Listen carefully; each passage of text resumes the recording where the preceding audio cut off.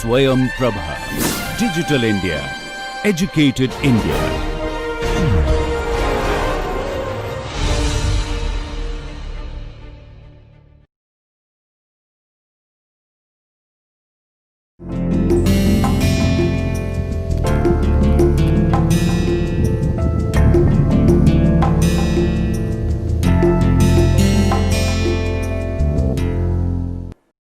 With all the new capabilities and abilities and strong points that a blockchain brings to the table, this technology could be disruptive to quite a few of the industries we know, quite a few of the businesses we know. A disruptive technology is one which enters into a new field with different capabilities and completely changes the way we transact business in that area. So, for existing companies, it could be a serious threat to the way they do business, because here is this new technology which can upend the whole way, the way the customers look at it, the providers look at it. So, let us look at one small hypothetical example. It does not exist as of now, but we can conceive such a thing possible.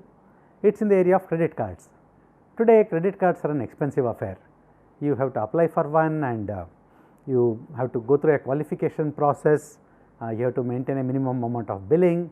There would be annual maintenance charges, and per transaction, the credit card companies, whether they be Visa, MasterCard or whichever, they charge a hefty fee to the merchants ranging from 2 to 5%.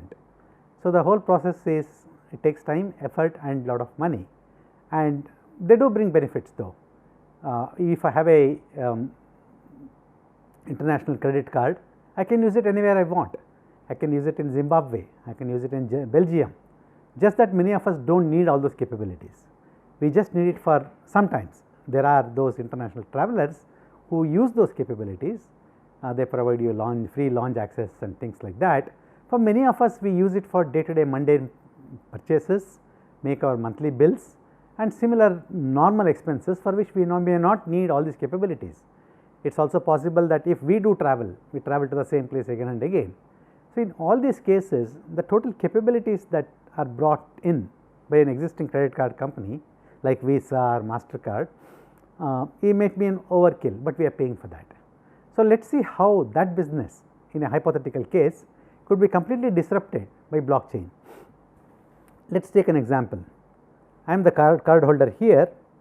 I go to a merchant, buy something, present my card. When I present my card, that point of sale terminal that the merchant has, where they stick the card in and take my PIN number, it goes to the merchant's bank. My bank could be HDFC Bank, that could be SBI. It goes to SBI. The merchant's bank makes a request to the Visa company, the credit card company, which could be Visa, MasterCard, Diners or American Express or something like that. The credit card company goes to the bank which issued me the credit card, in which case this is HDFC Bank, and verifies, have you issued the card this fellow? Yes, yes you have. Is it valid? Is it in good standing? What is the credit limit? Does this purchase come under credit limit? So, a bunch of checks are made. Based on that, my bank responds to the Visa company, says yes, authorize that. The credit card company goes to the merchant's bank, which tells the merchant accept the card. So, merchant takes my PIN, accepts the card, and the sale is complete. And what happens in the back end? In the back end, the merchant, once the transaction is complete, he or she sends the transaction data to their bank. I sold so much, say I am filling up petrol to my car. We sold petrol worth 2000 rupees on such and such a date, and various details like that, and the card number was so and so, the magnetic strip was read and PIN number was entered correctly. The bank takes that and presents the data to the credit card company, Visa or MasterCard. They send it to the bank which issued me the card, that is HDFC Bank in this case. That bank accumulates all this over a period of a month, sends me a monthly statement. Meanwhile, the credit card company, as soon as the transaction is done, debits the account of my bank, not necessarily to me, to my bank, and at the same time takes that money which they are charged to my bank, cuts its commission and various charges, pays it to the merchant's bank, and the merchant's bank levies its charges and posts the balance of the amount in the merchant's account. Once a month, my bank, after accumulating all the transactions, sends me a statement saying that these are the purchases you have made for this month and this is how much you want to pay, monthly minimum, total amount and things like that. So, and I make my payment and it closes the entire cycle. Now, consider a situation, as I said, these credit cards may be internationally valid. Consider a situation where there are a group of customers for a bank who travel to one particular location, they have very limited requirements, they want their credit card to be valid only in where they live and where they travel. There are certain situations like that. For example, look at the diamond cutting industry. It is focused in only 3 or 4 places in the world, Surat in India being one of them, Israel being one, Antwerp being one, and Manhattan in New York. So, let us take the case of a bank, a local bank, say like Karnataka Bank for example. Now, the customers of Karnataka Bank are all in Surat, they typically travel to New York 3 times, 4 times, 5 times a year, that is all their requirement. So, they want their credit card to be valid here and valid in New York where they travel, not necessary to make the whole card valid in Zimbabwe or Singapore or wherever it is. So, now for these customers, if Karnataka Bank has to go through the Visa, the credit card companies like Visa, MasterCard, it costs a lot of money for them to set up also. So, instead of that, for a very limited purpose, they can sign up with a local bank in the New York area. For example, like Karnataka Bank here, which also is heavily locally focused in certain areas, there is also a bank in New York called Dime Bank, and Karnataka Bank can sign up an agreement with Dime Bank. Dime Bank has about 30-40 branches in the Manhattan area mostly. So, these two banks can sign up a deal between themselves without going to a central party like Visa or MasterCard and say that okay, let both of us sign an agreement, we will set up this blockchain here. Whenever our customers charge in Manhattan, you can make an entry. Whenever your customers charge within India, we will make an entry. That way at any point both of us know what are the transactions done by our customers, and we can have the customers validate. If a customer of Karnataka Bank visits Manhattan and buys some items and charges them to his card, Dime Bank makes an entry and that customer will validate that. So, that way we have mined and added blocks here, there is no incentive, the customers have to validate, that is it, done. So, at any point Karnataka Bank knows what are the transactions done by its customers, Dime Bank knows what are the transactions done by its customers and Karnataka Bank's customers, and likewise for Karnataka Bank, and each customer can always go to the blockchain and verify what are the transactions they have done. We do not have to go to a third party at all, it is completely open, the transactions are validated by the right people, the security is taken care of by hashing and encryption, and once a month they settle. You can follow the same process without the intervention of a third party, third trusting party. This blockchain makes it open and all the transactions are visible. We have cut down the cost and we have solved a problem specifically for our customers. A limited set of problems are solved and they are happy. Everybody is happy, costs are lower, transactions are done faster. So, you can see that now blockchain is offering a completely new business model, a very special locally valid credit card. Now, credit cards are universally valid because the credit card companies are universal in their scope, not necessary. We have offered a very localized credit card specially tailored for our customers, valid at only certain places. So, that way if all the banks do, it can up and completely disrupt the existing credit card business industry, credit card industry, and it's a new business model which will work for 2 small banks. The whole credit card business, whether it is Visa, MasterCard, may not be interested in this small group of customers, but they are important to these 2 small banks. So, they can offer a very special localized solution. So, this is a hypothetical example, but such a thing is entirely possible, which can completely disrupt the credit card business. It is a completely new different business model. So, that is the potential of blockchain. Only the new technologies it brings in, the safety, security, the traceability, trust, all these factors can end up in coming up.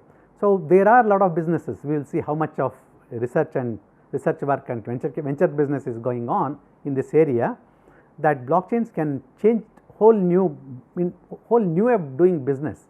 It can change entire businesses as we know today, it can create new business. We will see some examples of that. And this potential has been recognized, this potential of blockchain to be a very disruptive technology.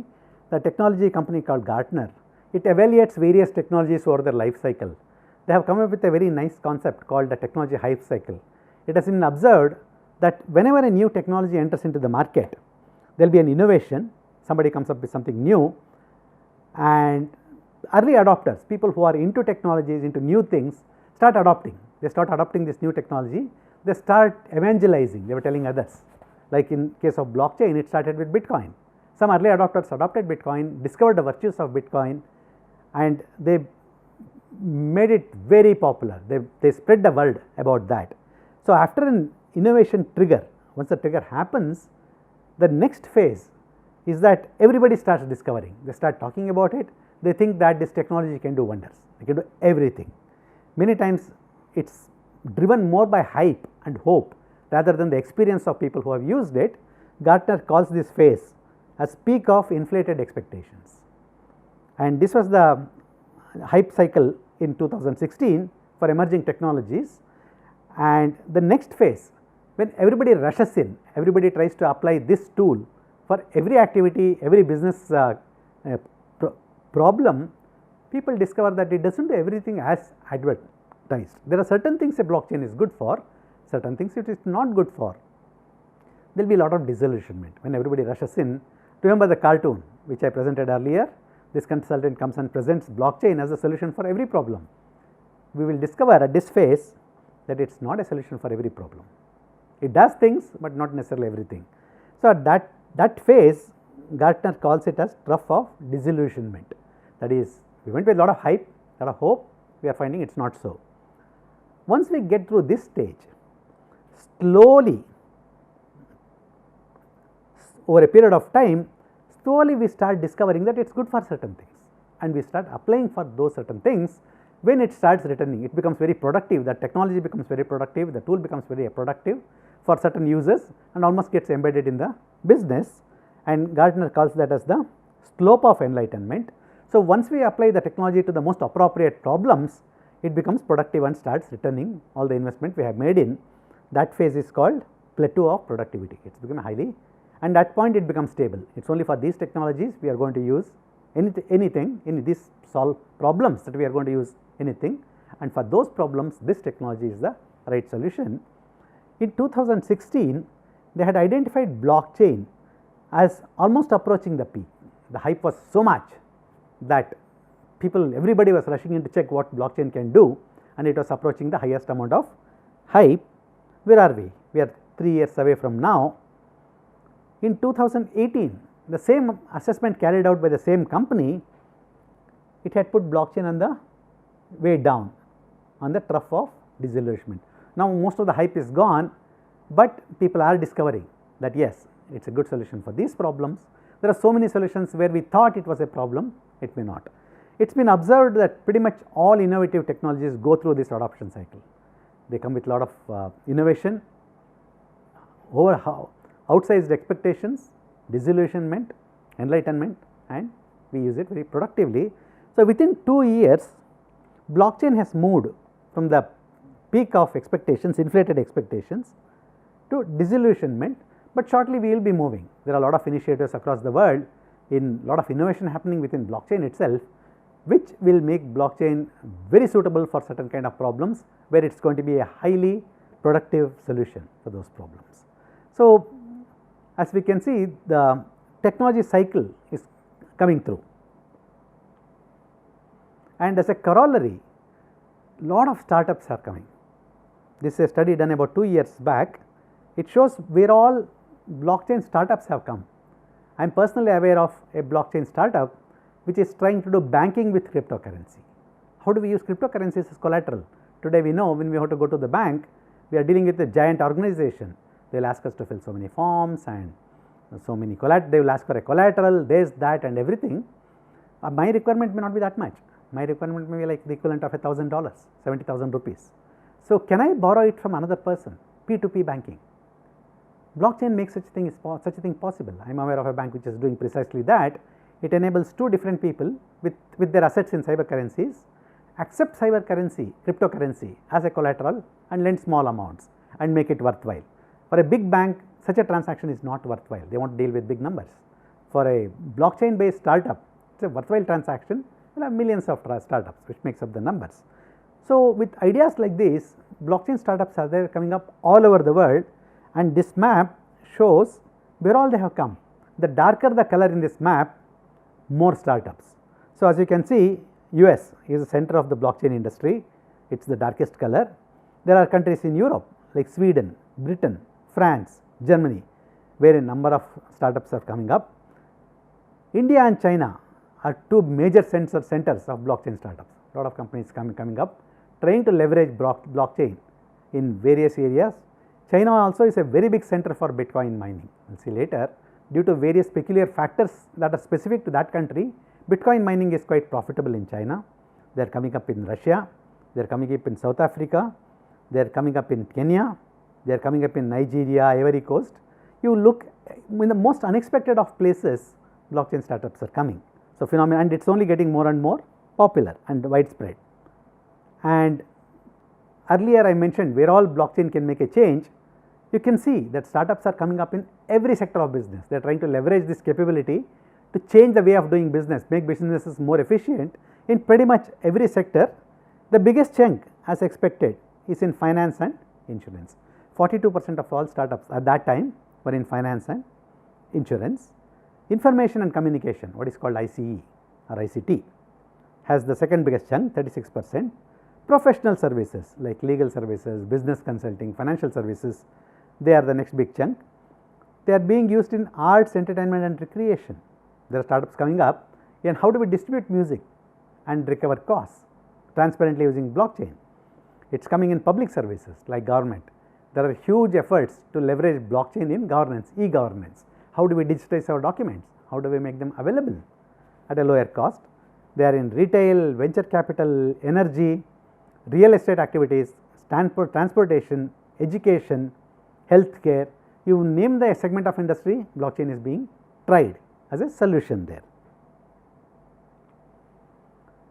When there is innovation, it needs funding, and the venture capitalist is today the most common and popular means of funding. And this again 3 years back, this data is slightly dated. This is the amount of funding which is going. The numbers are much more now today. They have multiplied manifold, and you can see that venture capital funding is going into every sector, and there are startups in every sector. The biggest, as expected, is in information communication, finance and insurance.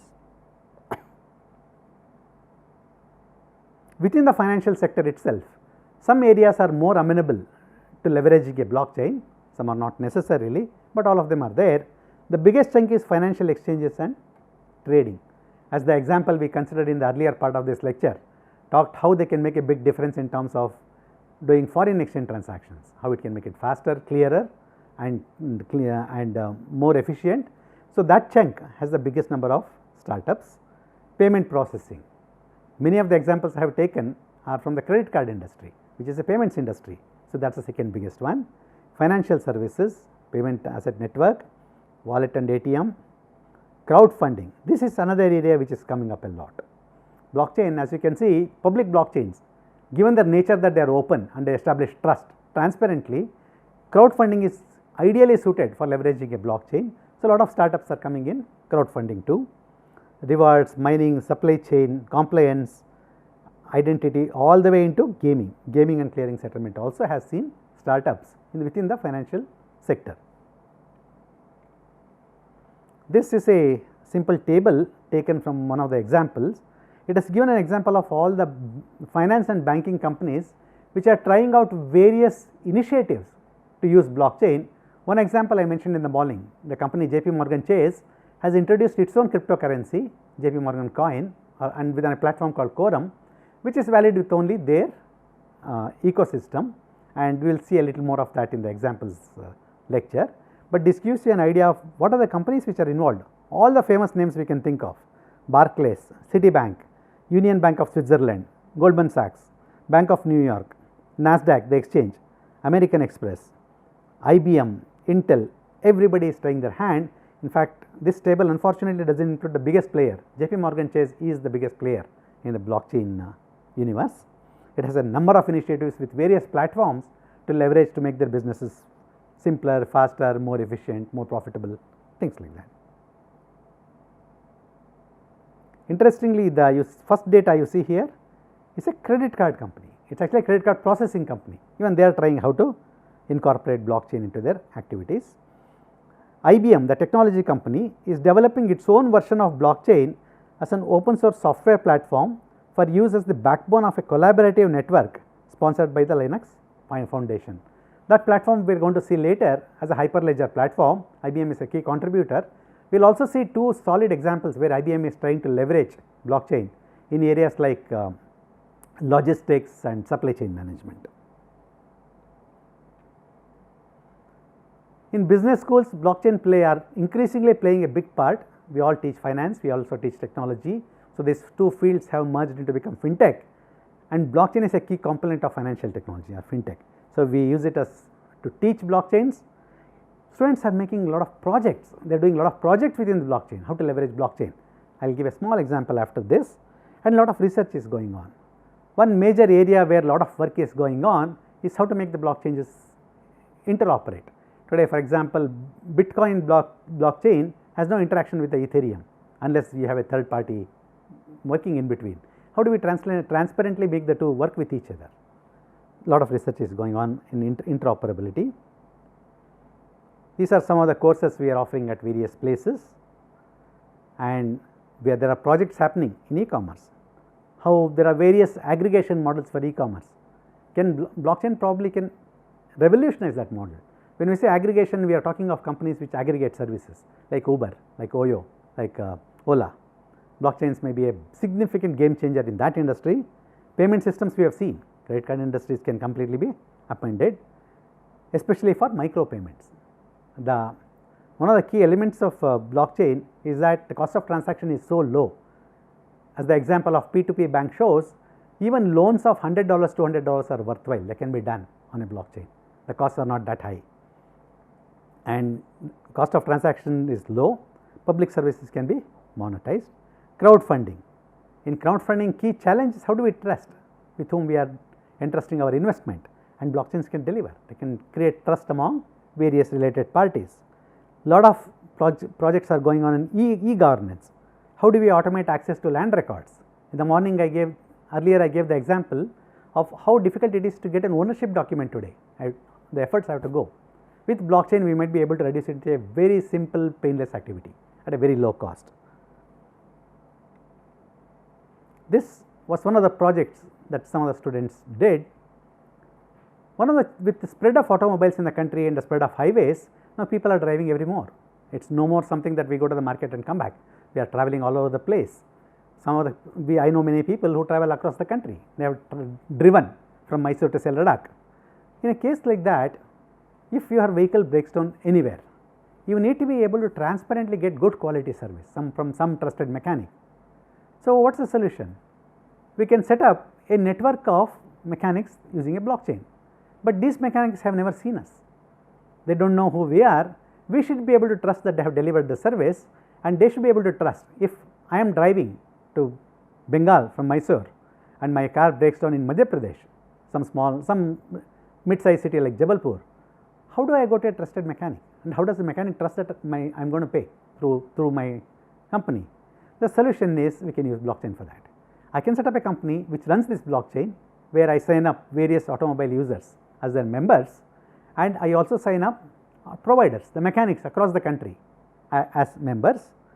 And so, the key is to provide automotive maintenance as a subscription. Every year I pay 5,000, wherever I travel I can get service at a lower cost, reliability and availability by developing a network of independent auto shops. They are not related, they are not same company, different independent mechanics are part of my chain. It will provide roadside assistance beyond a certain radius. I can travel anywhere, I will get service across the country outside the home base. The key challenge is how to bring in independent auto shops. Like my car may break down in Jabalpur, I go to the approved mechanic, I have never seen him and probably I will never see him again. He also may not get another customer, but he should he needs an assurance that if he works on my car, he will get paid for a possible one-off service. Who are the members, who are the stakeholders in the system? Obviously mechanics, mechanics in my area where my car is, where my company is, mechanics remotely, and vehicle owners, me. The blockchain which will be used to provide this capability should be a public permission blockchain. Anybody should not be allowed to go and manipulate, only mechanics who work on the cars, they should be allowed to send an invoice, enter that invoice into the blockchain. People who get service like me, we should be allowed to authorize that, yes, I got the service done by this mechanic in Jabalpur with predetermined smart contracts. The moment I approve, for example, I take the car to the mechanic, he puts an estimate onto the blockchain. I approve, saying, okay, this is a good estimate, go ahead. Once he does, then he goes ahead and does the work, then I will go and approve again that the work was done as per the estimate. Immediately some amount of money will be deducted from my bank account, deposited into the account of the mechanic, and at any point I as a car owner know what is being charged to me, who is charging it and how much. The mechanic knows that once he gets the work, where is his money coming from and how much, and the company running knows exactly what are the transactions happening. In case of any dispute, it can mediate. There will be no incentive for mining as such, there is an incentive for verification, minor details. So, even at the business school level, we can do projects, simple projects to set up a network of auto mechanics and make it transparent and workable across the country using blockchain. So, that in brief is a summary introduction to blockchain, what it is, its capabilities, what it can do, what is that it does differently, and how can we leverage those capabilities to do things differently, what are the benefits, what are the advantages we get, and what is its potential for disrupting entire industries. This completes lecture 1, we will now go on to the next lecture.